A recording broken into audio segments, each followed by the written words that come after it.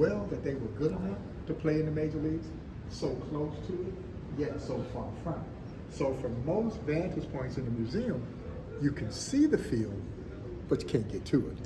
And so the only way that you're allowed to take the field here, you have to earn that right. And you do so by learning their story. And by the time you've bared witness to everything that they had to endure just to play baseball in this country, then the very last thing that happens here is now you can take the field.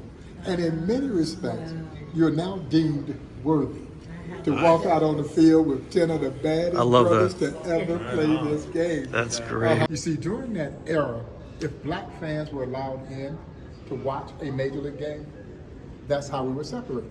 So black fans would sit either down the left or right field lines, and then we'd be separated from white fans who sat in the rest of the ballpark with a chicken wire barrier. We used that same chicken wire to separate all of our visitors from the centerpiece of our exhibition.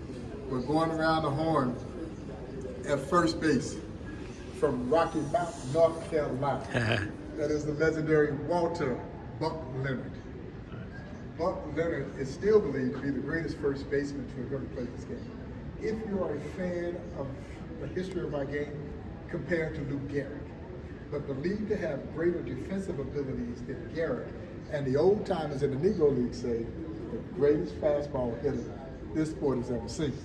They say sneaking a fastball past Buck Leonard was like trying to sneak sunrise past the rooster. You couldn't do it. He'd sit dead red and would not miss. At second base, that is the great John Henry Pop Lloyd. How good was Pop Lloyd? Babe Ruth called Lloyd the greatest baseball player he had ever seen. At shortstop from Wilmington, Delaware, that's the great William Judy Johnson. Third base, without question, the greatest third baseman to have never played in the major leagues, Ray Dandridge. Ray Dandridge made it up to the old Minneapolis Millers, which were the New York Giants AAA team. Ray Dandridge was named MVP of the Millers when he was 38 years old.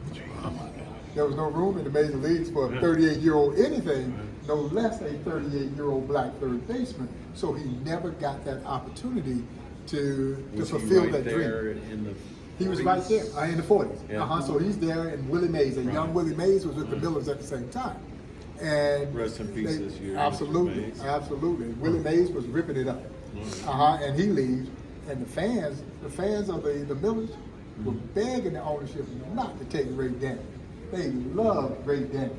He had big, wide bow legs, and they nicknamed him Squatty because his legs were so bow.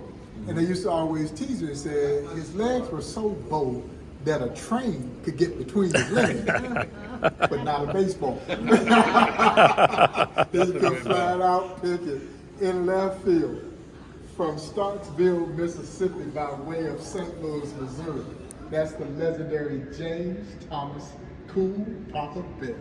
First and foremost, the greatest nickname in baseball history. Say that name again. Cool Papa Bell. Cool Papa. Yeah, the greatest nickname in baseball history, bar none. He is still believed to be the fastest man to ever play this game. Wow. They clocked him in an astounding 12 seconds, circling the bases from home to home. Wow. He was so fast. You could turn off the light and be in bed before the light went Before the room went dark, at least according to Satchel. That's right. According to Satchel, his friend was indeed that fast. But Who was on the other side of the pillow? I tell my guests, you do not have to fictionalize speed of Cool Papa Bell. He once stole 175 bases in a less than 200 game season. He twice, honest God's truth, twice scored from first base on a bunt in exhibition games against Major League All-Stars. See, plays like the bunt and run, hit and run, created, perfected in the Negro League, later picked up by Major League Baseball. Buck O'Neil says they were playing in Mexico, and Cool goes from first to third so fast on a single that the Mexican team stopped the game in protest. Because they swore he had cut across the diamond. That no man could get around the bases that fast. How fast was Cool Papa Bell? The legendary Jesse Owens, who at that time was the fastest man in the world, 38 gold. would never race Cool Papa Bear. He wouldn't. Flat out refused to raise Raised Cool a horse, Papa. but he wouldn't raise Exactly, Cool Papa. exactly. In center field from Indianapolis, Indiana, that is the great Oscar Charleston, whom my friend Buck O'Neill would say without hesitation, the greatest baseball player you've ever saw. Now, he thought Willie Mays to be the greatest major league, and most people concur, because Willie Mays could beat you every way in which you could beat. With his bat, with his arm, with his leg, with his glove, and of course, Willie Mays' illustrious professional baseball career began as a 17-year-old patrolling center field for the Birmingham Black Barons in the Negro Leagues. But Buck believed that man in center field, Oscar Charleston, to be the greatest baseball player he ever saw. And now, his last name again? Charleston. Oh, I thought he said Charleston. I wasn't sure Yes. you were talking about him or And the city. yes, Charleston. And he was the consummate five-tool player. His power, his average, could field, could run, could throw. In 1921, Oscar Charleston had one of the greatest single seasons, not in black baseball history, but in baseball history, playing for then the St. Louis Giants, when he led the Negro Leagues in home runs, triples, doubles, stolen bases, and batting average in the same season. And Buck O'Neill says he never saw Quintuple. Exactly. He said he never saw a center fielder, including Mr. Mays, who could go back on the ball the way Charleston could. Uncanny instincts. So he just seemed to know where that ball was coming down right off the crack of the bat. So he played a very shallow center field. He was almost up against the up against the dirt of the Like a infield. rover, yeah. Exactly. So you couldn't bloop one in front of him. And unless you hit it on the rope, you could get it over his head. You remember the great catch that Willie Mays makes in the World Series? work. Exactly. And honestly, the throw was better than the catch. Oh, yeah. But the magnitude of the moment, that's the World Series, and he ran a country mile to make that great over-the-shoulder basket catch. Well, all the old timers in the Negro League say, had that been Oscar Charleston, he'd have been waiting for that ball to come down. And had just the same arm, better. Huh? That's great. And in right field, that is Leon Day. Leon Day was the last Negro Leaguer to still be alive to learn that he was going into the National Baseball Hall of Fame. He was in a Baltimore hospital when he got the news, and sadly, 6 days later, he passed away. But at least he knew he was going into the National Baseball Hall of Fame. Exactly. So what year, get the year span here? It varies. It varies. Satchel was the first to go in for his Negro Leagues career in 1971. 71. And then guys started going slowly but surely So after these that. played on different They played on different teams. teams. But they're all in the National Baseball Right. Hall of Fame. Okay. Catching from Buena Vista, Georgia, by way of Pittsburgh, Pennsylvania, the legendary Josh Gibson, who many would call the Black Babe Ruth. But there are others who saw Gibson swing that big bat of his, who called Ruth the white Josh Gibson. Yeah. Gibson was incredible. In 1936, that man hit 84 home runs in a single season in 170 games against all levels of competition, including major leaguers. He had strings of 75, 71, and 69 in single seasons. He is still believed to be the only man to ever hit a ball completely out of Old Yankee Stadium. Wow. He hit one in the Polo Grounds that they estimated to travel over 600 feet. Which is even bigger, right? Polo ground. Exactly, Yeah. exactly. Yeah. But he wasn't just a great power hitter. Josh was a great hitter with power. And now that the records of the Negro Leagues have been merged into the record books of Major League Baseball, he is now your all-time single-season batting record holder, 466. Wow. Yeah, in 1943. He's the career lifetime batting average number one, 372. He's also number one in on base percentage. What makes it even more remarkable, he's doing it as a catcher. Yeah. Catchers don't do that. No, catchers don't do He that. caught all 9 innings. Exactly. Yeah. You get one or maybe the other, power or maybe average. Right. But rarely do you get the combination of the two for any sustained period of time because the position is just so physically demanding. It beats your body up. Well, Josh wasn't a good catcher. He was a great catcher, rifle arm. He's throwing guys out from the crouch back in that era. Complete control of his pitching staff. So he called a great game and was a good running catcher. He gonna steal you 20, 25 bases to go with that big bat of his. And guys, when I say That's big a bat, catcher. I mean big bat. 40 ounce, 41 inches. 41. I was Yeah, going to say 40 ounce, 41 inches. Yeah, you got to be a man to swing that kind of That's lumber. a lumber. And as I tell my guests, when you look at the photographs of Josh, he's not choking up. He's got it gripped down below the knob. Big, massive hands, big, powerful forearms, big, powerful thighs, and great eyes. Buck O'Neill would describe Josh in this fashion. I don't know if you guys right. In this fashion, that he had the eyes of Ted Williams and the power of Babe Ruth rolled into one dynamic package. Now, hitting on our diamond is the great Latin star from Cuba. That is the great Martin de Higo. Nicknamed him El Maestro, the master, because he could do it all. Played all 9 positions, played all 9 of them well. He is the only baseball player in the history of our sport to be enshrined into 5 different countries' baseball halls of fame. He's in the Mexican, Cuban, Venezuelan, Dominican, and in Cooperstown. Incredible baseball player. And then last but certainly not least, on the mound, the old man, the legendary Leroy Satchel Paige. Arguably the greatest pitcher this sport has ever seen. We know for certain the oldest rookie in the history of Major League Baseball. Major League Baseball says that Satchel was 42 years old when he finally got his opportunity to pitch again for the Cleveland Indians in 1948. Some of you may recall that Cleveland would win the World Series in 1948. Now, my Cleveland fans get tired of hearing me say this. That was the last time Cleveland won the World Series. It was 1948, led by Larry Doby, who would integrate the American League just weeks after Jackie Burke's Culinary in the National League, and the old man Satchel Paige. And many thought Satchel should have been named Rookie of the Year. He gets called up on what we believe to be his 42nd birthday, July 7th of 1948. To be honest, it still remains an age-old mystery of just how old Satchel Paige really was. Baseball says he was born July 7th, 1906, which I absolutely do not believe. The man that died here in Kansas City in 1982, oh, y'all here had seen 76 a long time ago. Oh, yeah. Satchel was likely born into the early to mid 1890s in Mobile, Alabama. He goes 6-1 with a 2.4 ERA at age 42, which means he was likely closer to 52 than 42. You see,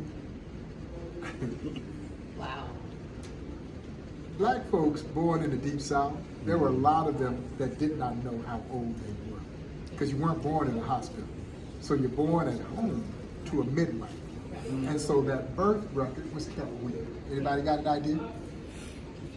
In the church. Absolutely. Back page of the family Bible. And according to Satchel, the goat ate that page out of the Bible. So he would know. And as he would whimsically pose the question, how old would you be if you didn't know how old you are? Or that age is simply mind over matter. If you don't mind, it don't matter. And that is how he led his life. Now, y'all, in his prime, they clocked his fastball at 105 miles per hour. I believe that. But what really made Satchel so special, and for those of you who are baseball fans, you know 105 is pretty doggone special. But 105 with pinpoint control was virtually unhittable. You see, he didn't warm up in the bullpen like most pitchers do, throwing to the catcher across home plate. You know what Satchel would use? A stick of foil chewing gum wrapper. Honest to God's truth. The catcher would sit the chewing gum wrapper on top of home plate. And wherever the catcher moved the chewing gum wrapper, Satchel right over the top of that chewing gum wrapper. He was uncanny. I tell my guests, and I mean it sincerely, there will never, ever, ever be another Leroy Satchel Paige. Not someone who combines the longevity. By his estimation, he pitched in over 2,600 games. The great stuff. Recorded some 55 no-hitters and only God knows how many strikeouts. And the charisma. He could sell it. Yeah, he could sell it, but he could back it up. You see, Satchel Paige was essentially the Muhammad Ali of baseball before we ever knew who Muhammad Ali was. He knew how to build an army. He'd ride into the towns, and the entire towns would shut down to watch him do his thing. And so Satchel had names for his pitches. So he didn't have fastball, curveball, changeup, slider, not Satchel. Satchel had what he called his midnight creeper. He had the two-hopper. He had the back dodger. He had the hesitation pitch. He had the long tom, the short tom, the jump ball, the trouble ball, the radio ball, the wobbly ball, the dipsy-do. And he also had a pitch that he famously called his B-ball. And you know why he called it the B-ball? Because Satchel says, it be where I want it to be, when I want it to be there. And I tell all my young major league pitchers, when they come in here, they better rub elbows with Satchel and develop themselves a B-ball. One quick story, I'm gonna let you guys go and make your way around this museum. They were playing in the 1942 Negro League World Series, so not just any old game. And the legendary Buckle Neal tells the story in the Ken Burns documentary. Nancy is what he called it. In the Ken Burns documentary on the history of baseball. Matter of fact, I just interviewed Ken for an episode of my podcast called Black Diamonds that we do with Sirius XM Radio. And so we were talking about this story. And so 1942 Negro League World Series, the Homestead Grays against the Kansas City Monarchs. The Grays were prohibitive favorites because they had Buck Leonard and Josh Gibson in the middle of a juggernaut batting order. But the 1942 Kansas City Monarchs had one of the greatest pitching staff, not in black baseball history, but in baseball history, led by the great Hilton Smith, who a lot of people have not heard of, but you should. Hilton Smith did something that I don't think we will ever see done in the game of baseball again. He won 20 games or more, 12 consecutive years. Some say the greatest curveball the sport has ever seen. My dear friend, the late great Monty Irvin, would say you could know his curveball was coming, and the break on it was so sharp, you still couldn't hit it. So he is led by Hilton Smith, Hall of Fame, and of course, Leroy Satchel Paige. And a litany of other great pitchers that were on that 42 team. And so they're playing in Forbes Field. Monarchs are winning the game 4-2 at the bottom of the ninth when Satchel is on the mound and he gives up a 2-out triple to a guy named Jerry Benjamin. Jerry Benjamin hit a ball, it went down, hit the third base bag, ricocheted fair down the left field line. Jerry Benjamin could run pretty good. He gets a stand-up triple. Satchel calls time. He motions for the Monarchs manager, Frank Duncan, to come out. Great manager. Well, actually, I'm sorry, he motions for Buck O'Neil to come over. Buck's playing first base for the Monarchs. He motions for Buck. He says, Nancy, you know what I'm fixing to do? He said, yes, Seth, you gonna get this guy out so we can go back to the hotel. He said, no, Nancy, I'm gonna walk Howard Easterly. I'm gonna walk Buck Leonard. And I'm going to pitch to Josh Gibson. And Buck says, Satchel, don't be facetious. He said, well, you can call it what you want, but that's what I'm going to do. Now, Buck says he calls time. This time, he motions for the Monarchs manager, Frank Duncan, to come out. Legendary manager. He said, Skipper, listen to what this fool says he's fixing to do. Well, Satchel told him. Frank Duncan looks around the ballpark. He said, Buck, you know, they all came to see Satchel and Josh. So if that's what Satchel wants to do, let him do it. Buck said, okay, Skip, it's your game. Now, Satchel, y'all, who had pinpoint control, he rarely walks anyone. He walks Howard Easterly on 4 straight pitches. Now there's a buzz going around the stadium. He walks Buck Leonard on 4 straight pitches. Now everybody knows what's going down. So Satchel calls time again. But this time he motions for the Monarchs trainer to come out. Now the trainer is part of the show. He comes out, he's wearing a doctor's smock. And Buck says he's got a glass in his hand, and he drops something in the glass, and the glass begins to fizz. He surmises that it was an Alka-Seltzer. And so the trainer walks the glass out to Satchel, hands it to him. Satchel drinks it down. He lets out a belch. Now he's ready. Buck said Josh was standing in that batting circle with that big 40-ounce, 41-inch bat. He said that bat looked like it was 7 feet long. He said, oh, Lord, it's going down right now. And so as Josh is coming to the plate, Satchel is talking to him. He said, Josh, you know I always thought you were the greatest hitter in the world, and I know I'm the greatest pitcher in the world, and one day we get a chance to settle it. Today is the day. Now, Josh was a very soft-spoken, jolly giant. Come on, Satchel, throw the ball. Well, Satchel said, Josh, I ain't gonna try to trick you. I'm gonna throw you 3 fastballs. Said that first fastball was gonna be dealt high. Boom! 95-mile-an-hour fastball, called strike 1. Said Josh never moved the bat. He said, Josh, now I'm gonna throw you another fastball, but it's gonna be faster than that other fastball. 99-mile-an-hour fastball, called strike 2. Josh never moves the bat. He says, now Josh, I got you 0-2. You see in the Negro Leagues, when they got you 2 strikes, no ball, they gonna knock you down. That's the way they played the game. But he says, Satchel says, Josh, I ain't gonna throw any smoke at your yoke. I'm gonna throw a pea at your knee. 100-mile-an-hour fastball, called strike 3. Says Josh slams the bat down in disgust. Satchel, who was about 6'4", 6'5", Buck said he stretched out, he looked like he was 7 feet tall. He said, Nancy, nobody hit Satchel Paige's fastball. Honest God's truth. Negro Leagues World Series, walked the bases loaded to face the most feared hitter in all of baseball. Wow. Struck him out on 3 pitches Got him. after telling him what he was going to throw him. Only the immortal Leroy Satchel Paige. But Buck says the very next year they're playing in Yankee Stadium.